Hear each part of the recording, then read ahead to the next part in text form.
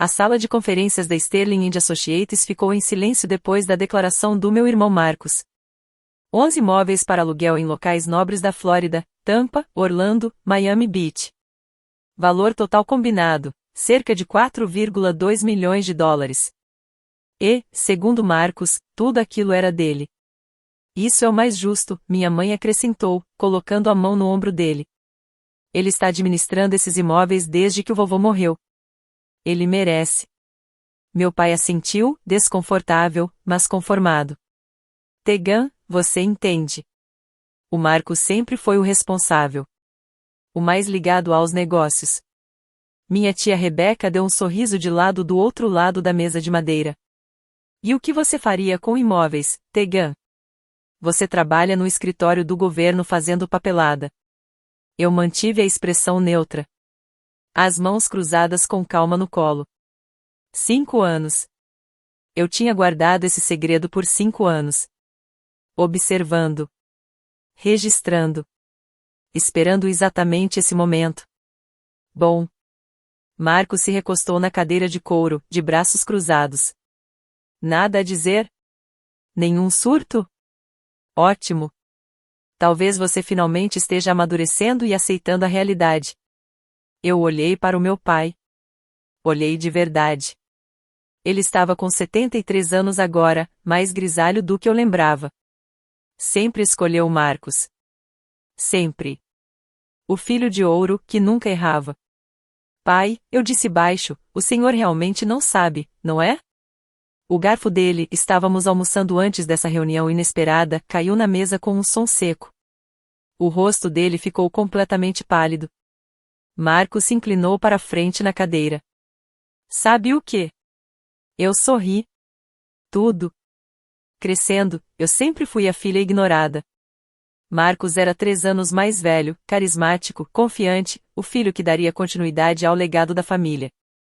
Eu era quieta, mais de livros, sensível demais, segundo minha mãe. Quando eu tinha 16 anos, o vovô Frank me chamou de lado no dia de ação de graças. Tegan, ele disse, você me lembra de mim na sua idade. Todo mundo te subestimando porque você não faz barulho. O vovô Frank construiu um império imobiliário do zero. Começou em 1967 com um único duplex em Tampa, e passou 40 anos comprando imóveis, reformando, criando renda passiva. Quando eu nasci, ele já tinha 17 unidades alugadas na Flórida. Seu pai não tem estômago para esse negócio, ele me disse em um dos nossos cafés da manhã de sábado, uma tradição que começou quando eu tinha 14 anos. E o Marcos acha que dinheiro deve vir fácil. Ele não entende o trabalho. Mas ele viu algo em mim. A forma como eu fazia perguntas sobre valores de imóveis, tendências de mercado, análise de inquilinos. A forma como eu realmente prestava atenção quando ele explicava a taxa de capitalização e retorno sobre investimento. Quando fiz 18 anos, o vovô me fez uma proposta. Eu pago sua faculdade inteira. Qualquer escola, qualquer curso. Mas você vai fazer dupla graduação, administração de empresas e finanças imobiliárias. E todo verão você vai trabalhar comigo, aprendendo o negócio de verdade. Eu aceitei imediatamente. Minha família mal percebeu. Marcos estava em Yale estudando economia, o orgulho da família. Eu fui para a Universidade da Flórida. Uma faculdade estadual, minha mãe dizia com uma decepção mal disfarçada. E eu me matava de trabalhar.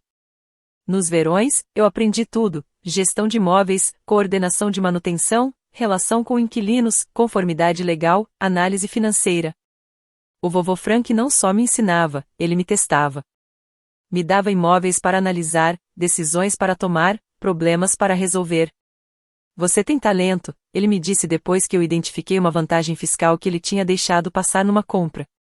Melhor do que qualquer administrador que eu já contratei. Mas eu ficava quieta. Deixava minha família achar que eu só ajudava o vovô com trabalho leve de escritório, enquanto Marcos fazia estágio em bancos de investimento famosos. Depois da faculdade, eu consegui um emprego no Departamento de Habitação e Desenvolvimento Urbano. Trabalho do governo. Estável, chato, sem graça. Pelo menos era isso que minha família achava. Eles não faziam ideia de que eu estava na área de desenvolvimento de políticas e pesquisa, analisando o mercado imobiliário e aprendendo política habitacional federal por dentro. Ainda mexendo com papelada do governo. O Marcos dizia nos jantares de família, enquanto trabalhava numa empresa de investimentos em Nova York. Quando você vai arrumar um emprego de verdade? Eu sorria e não respondia. Em 2019, a saúde do vovô Frank começou a piorar. Ele tinha 86 anos, ainda muito lúcido, mas o corpo já não acompanhava. Ele me chamou na casa dele em fevereiro. Tegan, ele disse, eu não vou ficar aqui por muito mais tempo. E eu tomei uma decisão. Ele deslizou uma pasta pela mesa da cozinha. Dentro estavam escrituras de transferência de 11 imóveis. Todos os imóveis de aluguel que ainda restavam no portfólio dele. Ele já tinha vendido 6 ao longo dos anos, mas aqueles 11 eram os mais valiosos. Estou transferindo isso tudo para você, imediatamente. É tudo seu, livre e limpo. Sem imposto de herança complicado, sem inventário, sem briga. Só você. Eu encarei os documentos, com as mãos tremendo. Vovô, isso vale mais ou menos 3,8 milhões de dólares no valor de mercado atual, ele disse por fim. Gerando cerca de 18.400 dólares por mês em renda de aluguel, depois das despesas. Eu te observo há 10 anos, Tegan. Você entende esse negócio. Você respeita ele. Você vai proteger isso. E meu pai? Marcos. A expressão dele endureceu. Seu pai nunca quis essa responsabilidade. Ele deixou isso claro há 40 anos. E o Marcos, ele balançou a cabeça. O Marcos estava me roubando. Meu estômago afundou. O quê? Eu deixei ele assumir a administração há 3 anos. Queria ver o que ele faria. Ele estava desviando dinheiro, cobrando aluguel em dinheiro de alguns inquilinos, ficando com isso para ele, reportando menos ocupação do que realmente tinha. Eu tenho provas. Ele roubou aproximadamente 127 mil dólares em 3 anos. Eu me senti mal. Eu não confrontei ele porque queria ver até onde ele iria, o vovô continuou. E queria ver se ele confessaria sozinho. Não confessou. Então é isso que vai acontecer agora. Você vai assumir a posse desses imóveis. O Marcos não precisa saber. Deixa ele continuar administrando. Continua recebendo o aluguel pelo sistema de gestão. E documenta tudo o que ele fizer. Um dia, isso tudo vai vir à tona. E quando vier, você vai estar protegida. Nós registramos as escrituras naquela semana. Todos os imóveis transferidos para mim. Tegan Marie Caldwell, única proprietária. Registros oficiais do condado, tudo completamente legal e válido. O vovô Frank morreu 4 meses depois, em junho de 2019. No funeral, o Marcos atuou perfeitamente como o neto enlutado. Ele me ensinou tudo sobre negócios, ele disse às pessoas. Ele não te ensinou nada, eu pensei. E você roubou dele enquanto ele estava morrendo. Nos 5 anos seguintes, eu vivi uma vida dupla. Para minha família, eu era Tegan funcionária pública sem graça. Carro simples, apartamento modesto, raramente viajando. Minha mãe suspirava falando do meu potencial desperdiçado. O Marcos fazia piadas sobre meu salário do governo. Na realidade, eu estava construindo um império.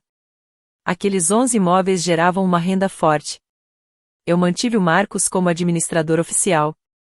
Ele achava que estava gerenciando tudo para o espólio, esperando uma divisão futura. Ele não fazia ideia de que tudo já tinha sido distribuído. Para mim, eu contratei um contador forense para rastrear cada centavo que o Marcos mexia, cada valor desviado, cada despesa falsa, cada aluguel cobrado por fora. O arquivo de provas só crescia mês após mês. E eu também otimizei os imóveis com precisão. Refinanciei 3 propriedades com juros menores, aumentando o fluxo de caixa em mais de 2.100 dólares por mês. Reformei outras 2, aumentando o valor do aluguel em 30%. Vendi um imóvel pequeno, um duplex em área em decadência, por 340 mil dólares, e usei o dinheiro para comprar um prédio de 4 unidades em um bairro em crescimento em Tampa por 425 mil. Meu portfólio cresceu. Em 2024, aqueles 11 imóveis viraram 12, valendo cerca de 5,1 milhões de dólares, gerando aproximadamente $22.300 por mês em renda líquida. Mas o Marcus continuava administrando, e continuava roubando. O último relatório do contador mostrava cerca de $186 mil desviados em 5 anos. No meu trabalho no HUD, eu também tinha crescido. Fui promovida 2 vezes. Em 2023, virei analista sênior, ganhando $112 mil por ano. Minha família achava que esse era meu único dinheiro. Eles não faziam ideia dos $267 mil por ano vindos dos imóveis, nem dos 890 mil em investimentos, nem dos 1,2 milhão em patrimônio acumulado. Eu era, por qualquer medida, uma milionária. Uma investidora imobiliária bem-sucedida. Financeiramente independente. E minha família achava que eu era só uma funcionária pública sem importância. Enquanto isso, eu via o Marcus comprar um BMW de $85 mil, fazer viagens para a Europa, morar num apartamento de luxo em Boca Raton, tudo parcialmente financiado com o dinheiro que ele estava roubando de mim. Imóveis são tão lucrativos, ele se gabava nos jantares de família. Só as taxas de administração já são incríveis. Mas ele não estava ganhando taxas de administração. Ele estava cometendo desvio de dinheiro. Meu pai sorria todo orgulhoso. Esse é meu filho. Sempre teve cabeça para negócios. Minha mãe apertava minha mão com pena. Não se sinta mal, Tegan. Nem todo mundo nasceu para grandes conquistas. Eu sorria, concordava e não dizia nada. Minha melhor amiga, Jasmine, era a única que sabia a verdade. Como você aguenta isso? Ela perguntou depois de um jantar de família especialmente pesado, onde o Marcus anunciou mais um grande sucesso no mercado imobiliário. Porque eu não estou me escondendo, eu respondi. Estou observando. Cada comentário desdenhoso, cada insulto, cada suposição. Tudo isso é prova de quem eles realmente são. E um dia eles vão encarar exatamente o que construíram. Esse dia chegou em novembro de 2024. Meu pai me ligou numa terça-feira de manhã. Tegan, precisamos de uma reunião de família no sábado. Escritório de Advocacia Sterling & Associates. É hora de resolver o inventário do seu avô. Meu coração acelerou. O inventário já foi resolvido há 5 anos, pai. Não os imóveis. Eles ficaram em aberto. O Marcus está administrando, mas agora precisam ser oficialmente distribuídos. Nós conversamos e achamos que o mais justo é o Marcus ficar com tudo. Ele fez todo o trabalho. Fiquei em silêncio por um longo momento. Tegan, você entende, né? Isso é o mais justo. Eu estarei lá no sábado, eu disse, calma. Depois que desliguei, liguei para meu advogado, David Shen. Eles vão agir, eu disse. Finalmente, ele respondeu. Tenho toda a sua documentação pronta há 3 anos. Todas as escrituras, transferências e provas. Quer que eu vá? Ainda não. Quero ver como isso vai acontecer primeiro. Depois liguei para a contadora forense. Relatório final. Tudo. Preciso até sexta. Já está pronto, ela disse. Total de desvio comprovado, $186.340 em 5 anos. Quer que eu entregue pessoalmente? Por favor. Então eu fiz algo que não fazia há 5 anos. Liguei de volta para meu pai. Pai, só uma pergunta. O senhor sabia que o vovô transferiu os imóveis antes de morrer? Silêncio longo. Do que você está falando? Não importa. Até sábado. Ele não sabia. Nenhum deles sabia. Isso ia ser espetacular. No sábado de manhã, eu me vesti com cuidado. Calça e blazer preto simples, joias mínimas, aparência profissional e discreta.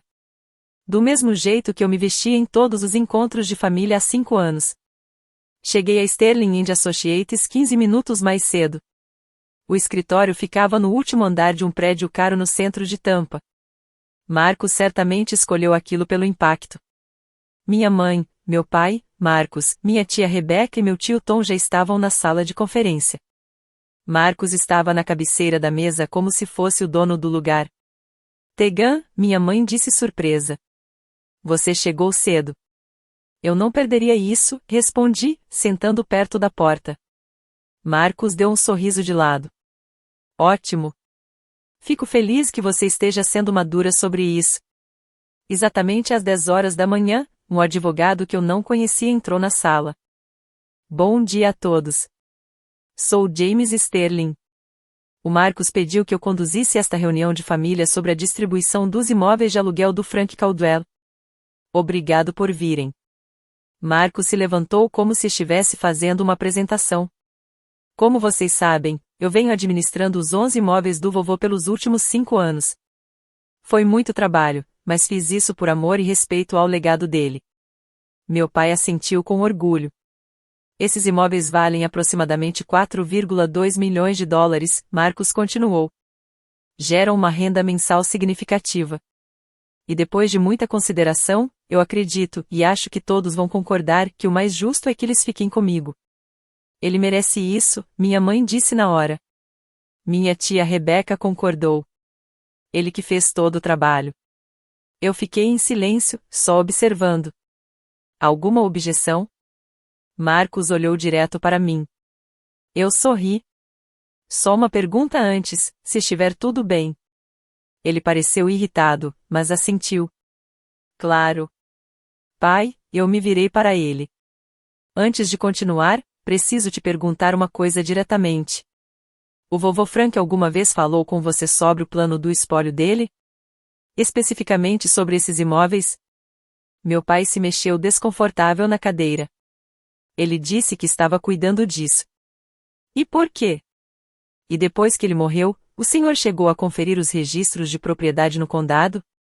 Para que eu faria isso? O Marcos estava cuidando de tudo. Então o senhor não sabe realmente quem é o dono desses imóveis agora? Não era uma pergunta. O rosto dele ficou pálido. A mesma expressão de sempre, aquele momento de compreensão tardia. Marcos se inclinou para frente. Do que você está falando? Eles fazem parte do espólio do vovô, aguardando distribuição. É por isso que estamos aqui. Eu peguei meu celular e abri meu e-mail. Senhor Sterling, com licença, mas na verdade não há nada para distribuir. O senhor pode acessar os registros do condado de Osborough? Posso fornecer os endereços dos imóveis. James Sterling ficou confuso, mas abriu o notebook. Isso é ridículo, Marcos disparou. O que você está fazendo? Pai, eu repeti, olhando para ele. O senhor realmente não sabe, né? O garfo dele caiu no prato com um som alto. As mãos estavam tremendo. Marcos explodiu. Do quê? Eu sorri. De quem realmente é dono daqueles 11 imóveis que você vem administrando há 5 anos. James Sterling mudou de expressão enquanto olhava os registros no sistema. Isso é incomum. Esses imóveis não estão no nome do Frank Caldwell. Eles foram transferidos em fevereiro de 2019. Transferidos para quem? Minha mãe perguntou, nervosa. Eu me levantei e fui até a tela, abrindo os documentos no notebook dele. Um por um. Imóvel 1, 2847 Beach Boulevard, Tampa. Escritura transferida em 18 de fevereiro de 2019. Proprietária, Tegan Marie Caldwell. O rosto do Marcos ficou branco. Imóvel 2, 156 Sunset Drive, Orlando. Escritura transferida em 18 de fevereiro de 2019. Proprietária, Tegan Marie Caldwell. Isso é impossível, minha mãe sussurrou. Imóvel 3, 8.934 Collins Avenue, Miami Beach. Escritura transferida em 18 de fevereiro de 2019. Proprietária, Tegan Marie Caldwell. Eu continuei. Todos os 11 imóveis. Todos eles. Espera, meu pai disse, com a voz tremendo. Você é dona desses imóveis há 5 anos? Desde 2 semanas antes do vovô morrer, eu confirmei. Ele transferiu tudo para mim por escritura de cessão. Tudo legal. Registrado no condado. Documento público. Qualquer um poderia ter verificado. Você está mentindo, Marcos disse, mas a voz dele falhou. Isso é fraude. Você quer ver as escrituras originais? Eu tirei uma pasta da bolsa. Tenho cópias autenticadas. Ou podemos ligar agora para o cartório do condado. Ou vocês podem checar os registros de imposto. Eu paguei todos os impostos desde 2019. James Sterling já estava olhando os documentos, perdendo totalmente a postura profissional. Eles são legítimos, registrados corretamente, assinados, arquivados. A senhora Caldwell é a proprietária legal desde fevereiro de 2019. A sala explodiu. Como você escondeu isso da gente? Minha mãe gritou. Por que o vovô não contou pra gente? Minha tia Rebecca exigiu. Mas eu só olhava para o Marcos, observando a ficha cair. Ao que parece, Marcos, eu disse calma, você entende o que isso significa? Ele não conseguia responder. Significa que, por 5 anos, você não estava administrando os imóveis do vovô. Você estava administrando os meus imóveis, como meu funcionário, sem contrato e sem autorização. O pai disse que eu deveria, ele tentou. E mais importante, eu continuei, puxando outra pasta. Significa que cada centavo que você desviou, cada aluguel que você embolsou, cada despesa falsa que você declarou, não foi roubo de um espólio. Eu encarei ele. Foi roubo direto de mim. Apropriação indébita da dona legal dos imóveis. Abri a segunda pasta. O relatório do contador forense. Isso aqui é uma análise completa de todas as suas transações nos últimos 5 anos, feita pela empresa Morrison & Associates, contabilidade forense licenciada. Comecei a ler. Imóvel 2847 Beach Boulevard. Março de 2019. Você recebeu $1.850 em aluguel em dinheiro do inquilino James Morrison. Declarou o imóvel como vazio e ficou com o dinheiro. Abril de 2019, mesmo inquilino, mesmo valor. Maio de 2019. Chega, Marcos sussurrou.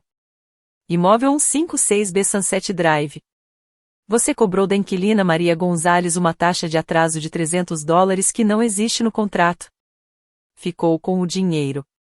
Fez isso 17 vezes em 2 anos. Chega. Em 5 anos, eu continuei, a voz firme e fria, você desviou $186.340 de mim. Isso não é estimativa. É comprovado. Documento por documento. Centavo por centavo. Eu deslizei o relatório pela mesa até James Sterling. Cada transação está aqui. Datas, valores, métodos. Incluindo os contratos reais comparados com os relatórios falsificados que o Marcos entregava. Meu pai estava olhando para o Marcos como se nunca tivesse realmente visto ele antes. Você roubou da sua irmã? Eu não sabia. Marcos gritou. Eu achei que estava administrando os imóveis do vovô. Isso é armadilha. A armadilha exige envolvimento da polícia, eu disse calma. Isso aqui é só documentação. Você pegou dinheiro que não era seu.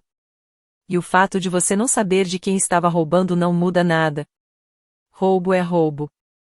Minha mãe finalmente encontrou a voz. Tegan, ele é seu irmão. A gente pode resolver isso em família. Não, eu respondi simplesmente. O que você quer dizer com não? Ela perguntou. Quero dizer que eu não tenho interesse em resolver isso. Marcos cometeu quase $200 mil em roubo e fraude ao longo de 5 anos. De forma contínua. Intencional. Eu me virei para James Sterling. Senhor Sterling, imagino que o sigilo advogado-cliente não se aplica aqui, já que eu não sou sua cliente. Ele ficou desconfortável. Isso está correto. Ótimo. Então o senhor é testemunha dessa conversa. Eu puxei uma terceira pasta. Isso aqui é uma denúncia formal que eu estou registrando no Departamento de Aplicação da Lei da Flórida. Documentação detalhada de roubo qualificado, apropriação indébita e fraude. Marcos se levantou e avançou na minha direção. Você não pode fazer isso comigo. Meu tio Tom o segurou e puxou ele de volta. Eu não estou fazendo nada com você, eu disse. Eu só estou reportando crimes que você cometeu contra mim. Por quê? Meu pai perguntou, com a voz quebrada de verdade. Por que você esperou? Por que deixou isso acontecer? Eu olhei para ele. Olhei de verdade. Por quê, pai? Eu precisava saber. Eu precisava ver se o Marcos ia se entregar. Se alguém de vocês ia questionar a situação. Se alguém ia checar registros públicos, fazer perguntas básicas, ou me tratar como alguém capaz. 5 anos. 5 anos de jantares de família onde o Marcos se gabava do sucesso dele com imóveis que eram meus. 5 anos de vocês me dizendo que eu estava desperdiçando meu potencial. 5 anos da minha mãe suspirando pelo meu emprego pequeno no governo, enquanto eu construía um portfólio de milhões. 5 anos de vocês escolhendo ele. Sempre ele. Tegan sempre, eu completei. Nós não sabíamos, minha mãe sussurrou. Vocês não perguntaram, eu corrigi. Nenhuma vez vocês perguntaram sobre a minha vida com interesse real, vocês assumiram. Vocês me ignoraram. Vocês decidiram que eu era fracassada e o Marcos era o sucesso e nunca questionaram isso. A tia Rebeca falou, com a voz dura. Então isso é vingança? Você vai destruir seu irmão por causa de sentimentos feridos? Não, eu respondi. Eu vou reportar crimes que foram cometidos. Isso não é vingança. Isso é justiça. E sinceramente, se o Marcos tivesse parado de roubar nenhuma vez nesses 5 anos, seria diferente. Mas ele não parou. Ele piorou. No mês passado, ele desviou $8.200 em uma única semana. Eu puxei mais um documento. Isso aqui é um aviso formal de encerramento dos serviços de administração de imóveis. Marcos, você está demitido. Com efeito imediato. Você tem 48 horas para entregar todas as chaves, documentos e contatos dos inquilinos. E se eu não fizer isso? Ele rosnou. Então eu adiciono obstrução e apropriação indevida de propriedade na minha denúncia. James Sterling pigarreou. Senhora Caldwell, preciso informar que não posso representar você nesse caso, já que o Marcos me procurou primeiro. Mas devo dizer que sua documentação parece extremamente completa. Se essas acusações forem verdadeiras, isso é um comportamento criminal sério. Elas são verdadeiras, eu disse. Cada palavra. Eu me levantei, recolhendo minhas pastas. Eu vou embora agora. Tenho uma reunião com meu advogado ainda hoje para formalizar a denúncia. Marcos, você deveria contratar um advogado. Um bom. Tegan, por favor, meu pai disse, se levantando. Ele é seu irmão. Não, pai. Ele é seu filho. Tem diferença. Irmãos não roubam um do outro por 5 anos. Irmãos não deixam você se sentir um fracasso enquanto lucram com o seu trabalho. Eu fui até a porta e parei por um instante. Mais uma coisa. Aqueles imóveis, eles não valem 4,2 milhões. Eles valem 5,1 milhões agora. Porque nesses 5 anos eu refinanciei, reformei e comprei mais uma unidade. Isso é gestão de imóveis de verdade. Eu gero $22.300 por mês de renda líquida desses imóveis. Isso dá $267.600 por ano, além do meu salário de $112 mil do governo. Eu não sou um fracasso, pai. Eu sou milionária. Já faz 3 anos. Vocês só nunca se deram ao trabalho de perceber. Minha mãe começou a chorar. De verdade. Adeus, eu disse. Tenho certeza de que a gente vai se ver no tribunal. Quando eu toquei a maçaneta da porta, o Marcos gritou uma última vez. Você vai se arrepender disso. Eu vou lutar contra você em tudo. Vou provar que você armou para mim. Eu me virei. Marcos, por favor, lute. Porque o que vai aparecer na investigação vai mostrar tudo. O vovô Frank sabia que você estava roubando dele antes de morrer. Ele documentou tudo. Ele deixou uma carta explicando exatamente por que escolheu mim, e não você. Isso está num cofre, junto com os diários dele, detalhando todas as conversas que ele tentou ter com você sobre integridade e ética nos negócios. Você quer levar isso para a corte? Ótimo. Vamos mostrar tudo isso. Cada jantar de família onde você mentiu sobre seu sucesso.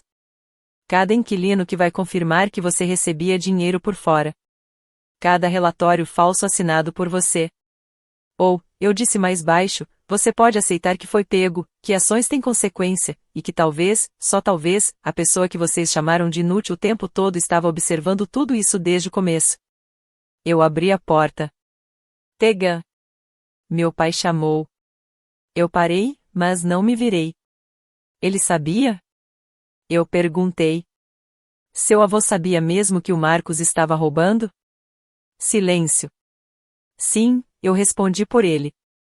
Ele deu 3 anos para o Marcos se corrigir. Ele não se corrigiu. Então o vovô protegeu o que ele construiu. Ele deu isso para alguém que respeitasse. Eu finalmente me virei. Por que ele não me contou? Ele contou, pai. Ele tentou te dizer por 40 anos que o Marcos não estava pronto, que ele não tinha caráter para esse negócio. Mas você nunca ouviu. Você só ouviu o que queria ouvir.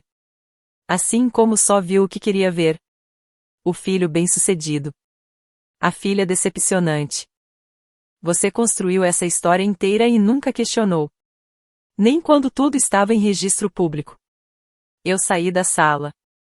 Atrás de mim, eu ouvi o Marcos gritando de novo. Minha mãe chorando. Minha tia Rebeca exigindo explicações com a voz cortante.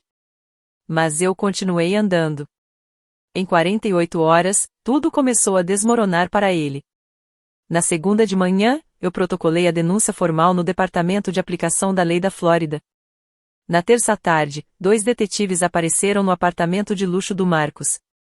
Ele me ligou gritando. Eles estão me tratando como criminoso. Você é um criminoso, eu respondi calma. Você roubou $186.340. Isso são várias acusações de roubo qualificado. Eu vou pagar de volta. Eu pago em dobro. Só tira a denúncia. Não funciona assim, Marcos. Você não pode simplesmente pagar para sair de crime grave. Na quarta, a história já estava em newsletters do setor imobiliário. Administrador de imóveis acusado de esquema de desvio de dinheiro em larga escala. O nome do Marcos virou público. A empresa de investimentos onde ele trabalhava colocou ele em licença imediata. Na sexta, ele foi demitido. O dono do apartamento dele ligou sobre o contrato. Descobriram que lugares caros não gostam de inquilinos sob investigação criminal. Na quinta noite, minha mãe me ligou chorando.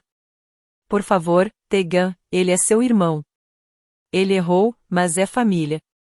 Ele errou $186.340, eu corrigi. Em 5 anos. Isso não é erro, mãe. Isso é padrão de crime. Nós vamos devolver tudo. Cada centavo. Com que dinheiro? Eu perguntei. A aposentadoria de vocês?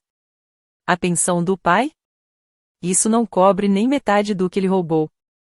E mesmo assim não apaga o crime. Você está destruindo sua família por dinheiro. Não, eu disse.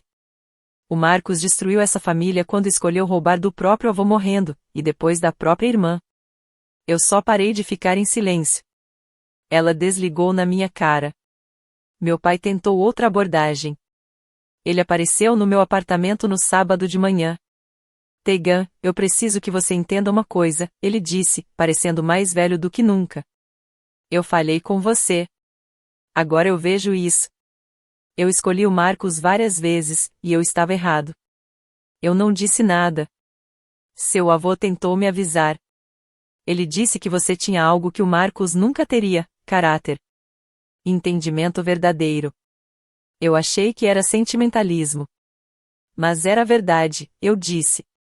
Eu te peço, não pelo Marcos, mas por mim.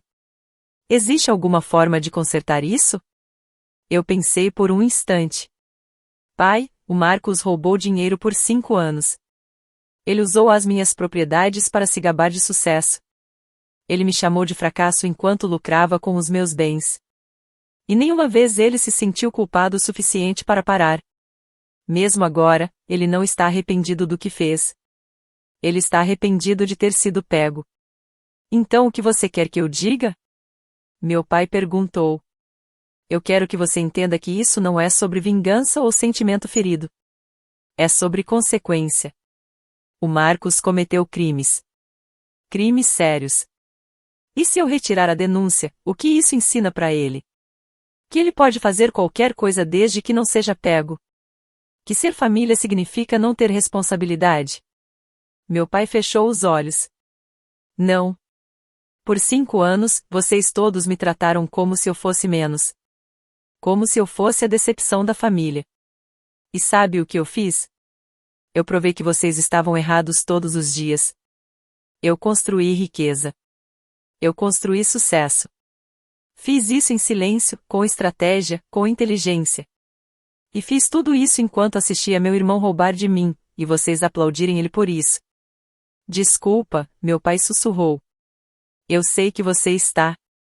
Mas desculpa não apaga 5 anos. Não devolve os jantares em que eu fui ignorada. Não apaga os crimes do Marcos. Então não tem nada que eu possa fazer? Você pode apoiar o Marcos nas consequências legais dele, eu disse. Você pode finalmente responsabilizá-lo. Pode parar de arrumar desculpas e deixar ele encarar o que ele criou. É isso que ele precisa de verdade. Meu pai foi embora sem dizer mais nada. 6 meses depois, o Marcos aceitou um acordo judicial. 5 acusações de roubo qualificado, reduzidas de 14. 3 anos de liberdade condicional, devolução de $186.340, 200 horas de serviço comunitário e um registro criminal permanente. A carreira dele acabou. As ambições no mercado imobiliário acabaram. O estilo de vida de luxo desmoronou. Ele voltou a morar com meus pais. Eu não fui à audiência de sentença. Meu advogado representou meus interesses. O juiz determinou pagamentos mensais de $1.500 por 10 anos, com juros. O dinheiro não importa mais. Eu já tenho dinheiro suficiente. O que importa é que o Marcos finalmente enfrentou consequências. Consequências reais. Daquelas que não somem só porque você é o filho de ouro. Hoje, eu tenho pouco contato com meus pais. Cartões em datas comemorativas, ligações rápidas. Tudo educado, distante, controlado. Minha mãe me perguntou uma vez se eu algum dia perdoaria o Marcos. Talvez, eu disse. Mas perdoar não significa fingir que não aconteceu. Não significa deixá-lo entrar na minha vida de novo. Só significa que eu não carrego mais raiva disso. Você ainda está com raiva? Ela perguntou. Não, eu respondi com sinceridade. Eu só estou encerrada com isso. Minha verdadeira família, Jasmine, meus mentores do HUD, e os parceiros de negócios que construí ao longo dos anos, fizeram um jantar de celebração quando o caso terminou. A Tegan, Jasmine brindou. Que provou que força silenciosa vence arrogância barulhenta todas as vezes. Eu expandi meu portfólio desde então. Agora são 14 imóveis, avaliados em $6,3 milhões, gerando mais de 30 mil por mês. Saí do HUD e passei a administrar meus investimentos em tempo integral. No mês passado, recebi uma mensagem no LinkedIn do Marcos. Apenas 2 frases. Você estava certo sobre tudo. Me desculpe por quem eu fui. Eu não respondi. Algumas pessoas acham que isso me torna fria, dura, sem perdão. Mas o que elas não entendem é simples.